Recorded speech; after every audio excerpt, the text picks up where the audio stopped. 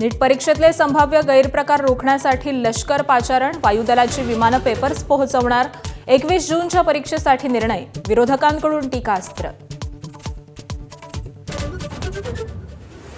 30 मे पासून रणरणत्या उन्हात उपोषण करणार, आरक्षणासाठी जरांगेंचा पुन्हा एल्गार. आता आरपारची लढाई, जीव गेला तरी चालेल, जरांगेंची घोषणा. सरकारचे प्रतिनिधी आज जरांगेंची भेट घेणार.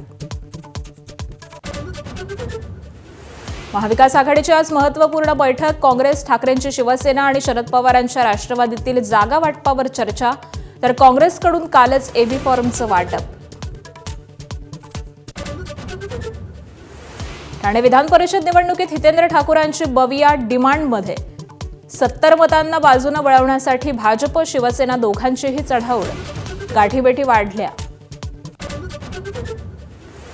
पेट्रोल डिझेलनंतर राज्यात सीएनजी दरवाढीचा चटका, पुण्यात 2.5 रुपयांची वाढ, संभाजीनगरात 2 रुपयांची, तर नाशिकमध्ये 1 रुपया 35 पैशांचा भुर्दंड.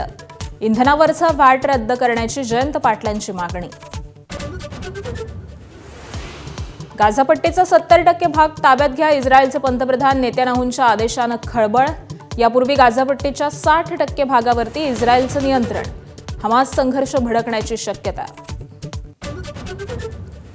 धडाकेबाज फलंदाज वैभव सूर्यवंशीने जिंकली क्रिकेट रसिकांसह दिग्गजांची मनं. एलिमिनेटर फेरीत 29 चेंडूत 97 धावांची वादळी खेळी. सचिनसह गिल आणि सेहवागकडून वैभवला शाबासकीची थाप.